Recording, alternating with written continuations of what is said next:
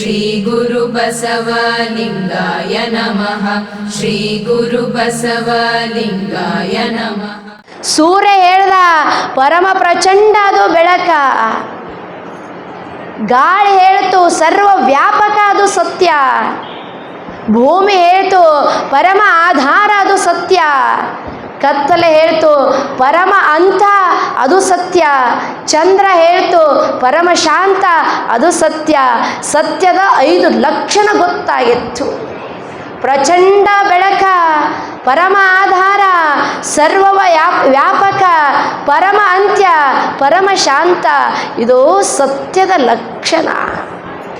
ಗುರು ನಮ್ಮ ಹತ್ರ ಬಂದು ಸುಳಿದಾಗ ಈಗ ಕತ್ತಲೆ ಸರಿದು ಬಿಡುತ್ತದ, ಕತ್ತಲೆ ಸರಿತದ, ಬೆಳಕ ವ್ಯಾಪಿಸ್ತದ. ಅದು ಅಂಥ ಜ್ಞಾನವನ್ನು ಒಬ್ಬ ಗುರು ಕೊಡಬಲ್ಲ.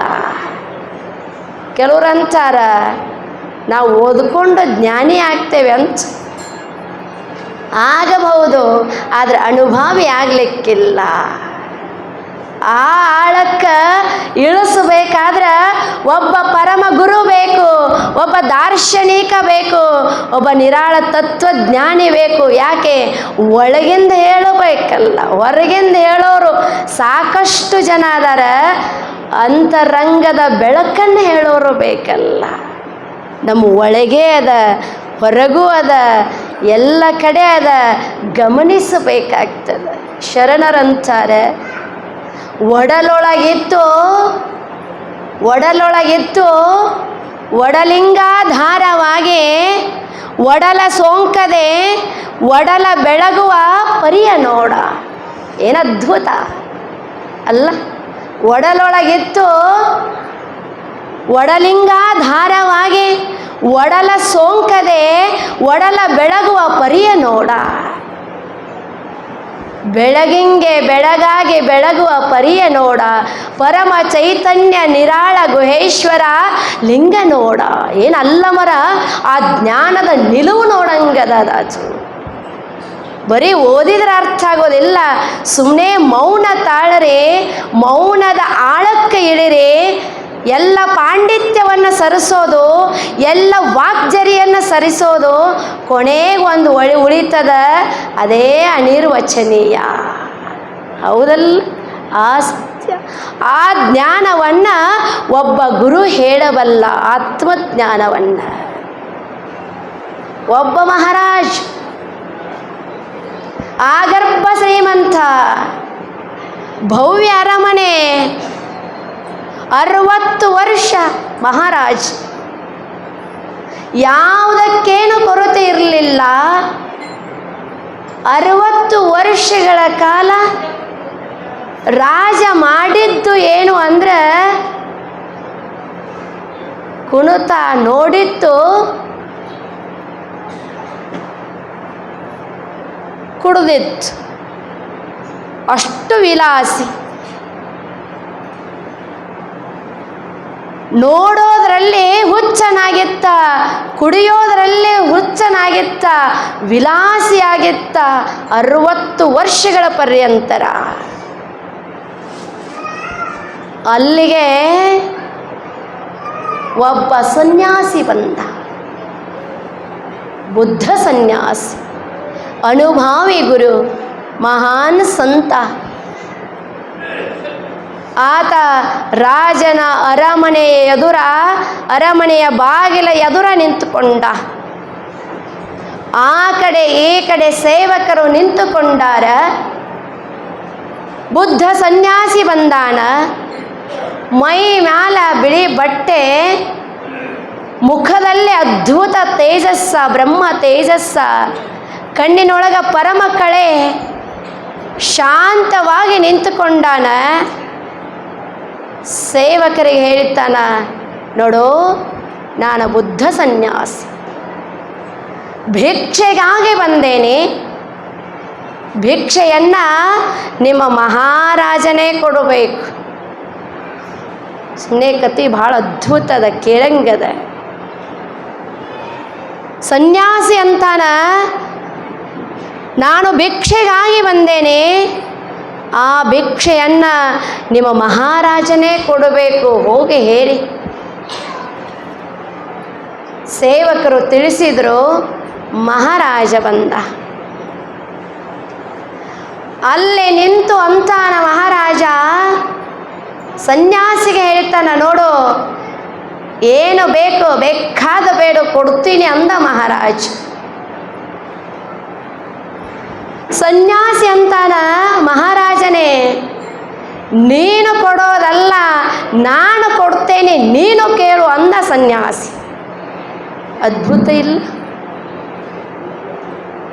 ಮಹಾರಾಜನೇ ಕೊಡಬೇಕಂತ ನಿಂತಾಗ ಏನಿಲ್ಲದ ಸನ್ಯಾಸಿ ಅಂತಾನ, ನೀನು ಏನು ಕೊಡೋದು, ನಾನು ಕೊಡ್ತೇನೆ ಕೇಳು ಅಂದ ಬುದ್ಧ ಸನ್ಯಾಸಿ. ಮಹಾರಾಜ ನಕ್ಕ.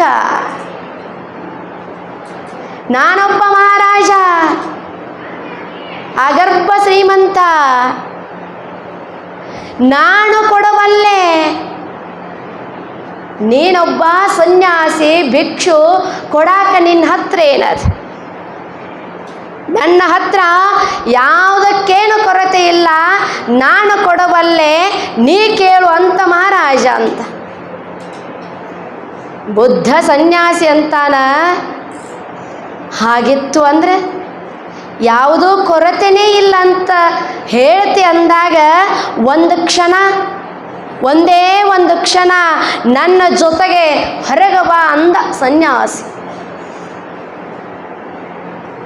ರಾಜ ಮೌನಾದ. ಯಾಕೆ ಅಂತ ಕೇಳ್ದ.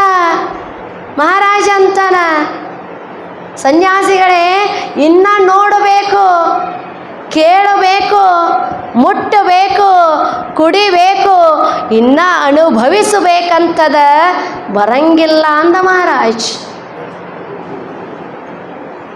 ಸನ್ಯಾಸಿ ಅಂತಾನ, ಬೇಕು ಬೇಕು ಬೇಕು ಅನ್ನೋ ಮನಸ್ಸಿಗೆ ಏನು ಬೇಕಾಗ್ಯದಲ್ಲ ಅದನ್ನು ನಾನು ಕೊಡಬಲ್ಲೆ, ಬಾ ಅಂತ ಹೇಳಿ ಹೋಗೇ ಬಿಟ್ಟ ಸನ್ಯಾಸಿ. ಏನದ್ಭುತ ಮಾತು ಅದು. ಬೇಕು ಬೇಕು ಅನ್ನುವ ಮನಸ್ಸಿಗೆ ಏನು ಬೇಕಾಗ್ಯದಲ್ಲ ಅದನ್ನು ನಾನು ಕೊಡಬಲ್ಲೆ, ಬಾ ಅಂತ ಹೇಳಿ ಹೊರಟು ಹೋದ. ಮಹಾರಾಜ ಒಳಗೆ ಹೋದ. ಕಾಟ ಮ್ಯಾಲ ಮಲಗದ. ಎದುರಿಗೆ ಒಂದು ದೀಪ ಬೆಳಗ್ತಾ ಇತ್ತು, ಬಂಗಾರದ ಸಮಯ. ಪರಿಶುದ್ಧವಾದ ತೈಲ ಬತ್ತಿ ಹೀಗ ದೀಪ ಜ್ಯೋತಿ ಬೆಳಗ್ತಾದ. ಮಹಾರಾಜ ನೋಡ್ತಾ ಇದ್ದಾನ. ನೋಡ್ತಾ ನೋಡ್ತಾ ನೋಡ್ತಾ ಇರುವಾಗ ಆ ಜ್ಯೋತಿ ಶಾಂತ ಆತು, ಆರ್ತ್. ಮಹಾರಾಜನಿಗೆ ಅನ್ನಿಸ್ತು,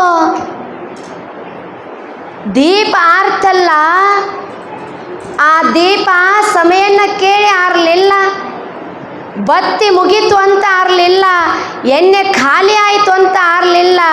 ದೀಪ ತನ್ನಷ್ಟಕ್ಕೆ ತಾನೇ ಆರಿ ಹೋಗಿತ್ತು.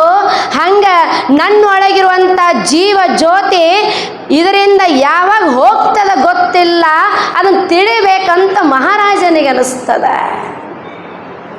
ಮಹಾರಾಜನಿಗೆ ಗೊತ್ತಾತು. ಮಹಾರಾಜ ಎದ್ದ, ರಾತ್ರಿ ಕಾಲ ಎದ್ದ, ಅರಮನೆಯಿಂದ ಹೊರಗೆ ಬಂದ. ಮಹಾರಾಜನ ಬಟ್ಟೆ ಇರಲಿಲ್ಲ, ಮಲಗುವಾಗಿನ ಬಟ್ಟೆ ಇತ್ತು. ರಾತ್ರಿ ಕಾಲ ಮಹಾರಾಜ ನಡೆದು ನಡೆದು ನಡೆದು ಹೊರಟ. ಊರ ಹೊರಗ ಸಣ್ಣ ಕುಟೀರ, ಕುಟೀರದ ಹೊರಮಗ್ಲ ಸನ್ಯಾಸಿ ಮಲ್ಕೊಂಡಾನ. ಮಹಾರಾಜ ಹೋಗಿ ನಿಂತ. ಗುರುಗಳು ಮಲಗಿದ್ರು. ಎಬ್ಬಿಸೋದು ಬೇಡ ಅಂತ ಅಲ್ಲೇ ನಿಂತ. ಸ್ವಲ್ಪ ಸಮಯದ ನಂತರ ಗುರುಗಳಿಗೆ ಎಚ್ಚರ ಆತು. ಎದ್ದು ನೋಡ್ತಾರೆ, ಮಹಾರಾಜ ನಿಂತಿತ್ತು. ಸನ್ಯಾಸಿ ಕೇಳ್ದ, ಮಹಾರಾಜನೇ ಈ ಕ್ಷಣ ಇಲ್ಲೇ ಯಾಕೆ ಅಂತ ಕೇಳ್ದ. ಮಹಾರಾಜ ಅಂದ, ಇನ್ಯಾವ ಕ್ಷಣ ಬರೋದು ಹೇಳಿ ಗುರುಗಳೇ. ಸೂರ್ಯ ಉದಯ ಆದ ನಂತರ ಬರಬಹುದಾಗಿತ್ತಲ್ಲ. ಮಹಾರಾಜ ಅಂದ ದೀಪ ಆರದೆ ಉಳಿಬೇಕಾಗಿತ್ತಲ್ಲ.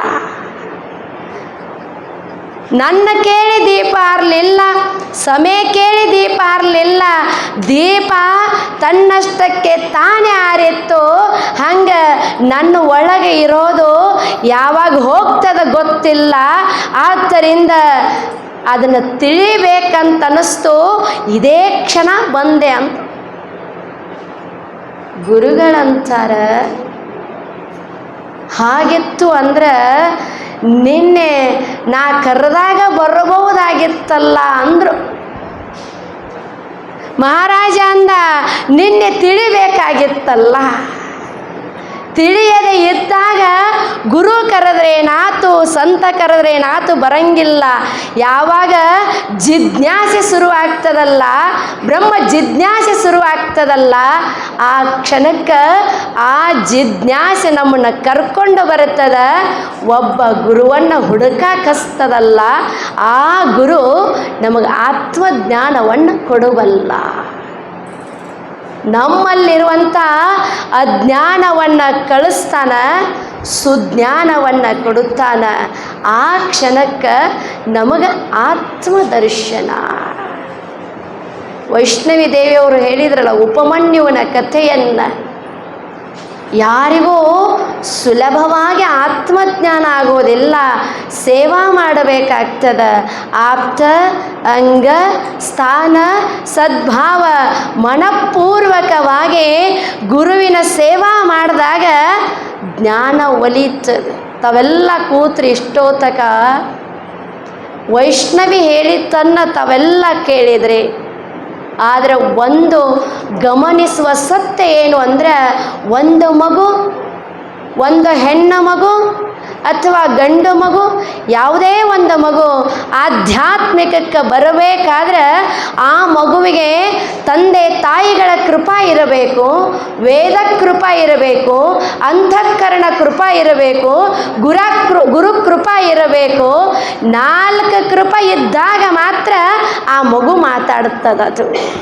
ಆ 4 ಕೃಪೆಗಳು ಆ ಮಗುವಿಗೆ ಆಗಿರೋದರಿಂದ ಈಗ ವೈಷ್ಣವಿ ಅದಾಳ, ಮುಂದೊಂದು ದಿನ ವೈಷ್ಣವಿ ಮಾತೆ ಆಗ್ತಾಳೆ. ಯಾಕೆ? ಜ್ಞಾನ ಪಕ್ವವಾಗ್ತದೆ. ಈಗ ಈ ವಯಸ್ಸಿನಲ್ಲಿ ಹೇಳಬೇಕಂತ ಹೇಳ್ತೇವೆ, ಮುಂದೆ ಒಂದು ದಿನ ಬರುತ್ತದೆ ಹೇಳಬೇಕಂತ ಹೇಳಂಗಿಲ್ಲ.